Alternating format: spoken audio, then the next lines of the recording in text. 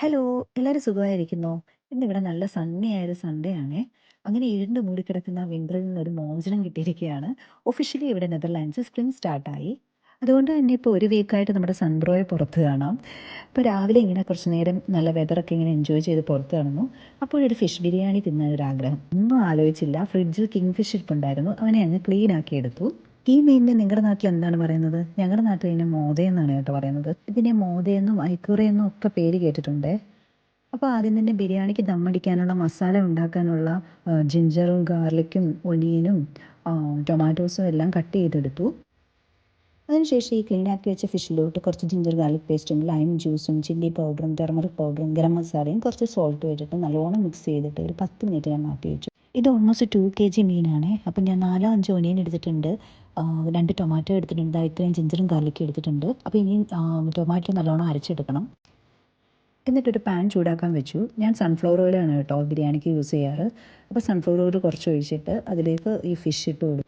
Fish fry ആയി വരുന്ന time കൊണ്ട് ഞാൻ റൈസൊക്കെ ശരിയാക്കി എടുത്തു. ജീര റൈസാണ് കേട്ടോ ഞാൻ യൂസ് ചെയ്തത്. എന്നിട്ട് ഫിഷ് ഫ്രൈ ചെയ്ത് അതേ എണ്ണയിലോട്ട് തന്നെ കുറച്ച് ഓനിയനും ജിഞ്ചറും ഗാർലിക്കും എല്ലാം നല്ലോണം വഴറ്റിയെടുത്തു. ഫ്രിഡ്ജ് തുറന്നപ്പോൾ ദേ കുറച്ച് മഷ്റൂം ഇരിക്കുന്നു. അപ്പം ഞാൻ വിചാരിച്ചു ഒരു തോരൻ കൂടി ഉണ്ടാക്കാമെന്ന്. ഈ സവോളയെല്ലാം വഴണ്ട് വന്നിട്ട് പിന്നെ ആവശ്യത്തിനുള്ള പൊടികളെല്ലാം ഇട്ട് കൊടുത്തു. കുറച്ച് ഗരം മസാലയും പെപ്പർ പൗഡറും ടെർമറിക് പൗഡറും ചില്ലി പൗഡറും കുറച്ച് സോൾട്ടും കുറച്ച് ലൈം ജ്യൂസും പിന്നെ 3 ടേബിൾ സ്പൂൺ കേർഡും ഇട്ട് കൊടുത്തു. ബിരിയാണിക്ക് ഗാർണിഷ് ചെയ്യാനുള്ള ഒനിയനും നട്ട്സും റേസിൻസും എല്ലാം നെയ്ക്കകത്ത് നല്ലോണം വഴറ്റിയെടുത്തു. എന്നിട്ട് ബിരിയാണിക്ക് ആവശ്യമായിട്ടുള്ള വെള്ളം വെച്ചു. പിന്നെ സ്പൈസസ് എല്ലാം ശരിയാക്കി എടുത്തു.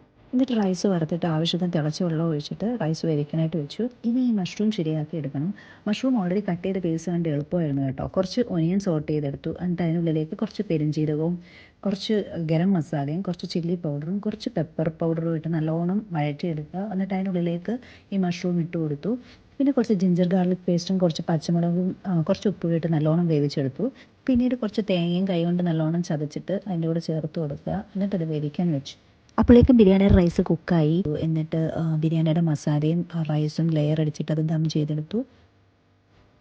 അങ്ങനെ നമ്മുടെ ഫിഷ് ബിരിയാണിയും മഷ്റൂമും പിന്നെ കുറച്ച് പിക്കിളും കുറച്ച് സാലഡും ഇട്ടിട്ടുള്ള നമ്മുടെ ചെറിയൊരു ഊണ് റെഡി ആയിട്ടുണ്ട്. ഇപ്പോൾ ബിരിയാണി എങ്ങനെയുണ്ടെന്ന് തിന്ന് നോക്കട്ടെ. നെക്സ്റ്റ് വീഡിയോയുമായി കാണാം. ബൈ.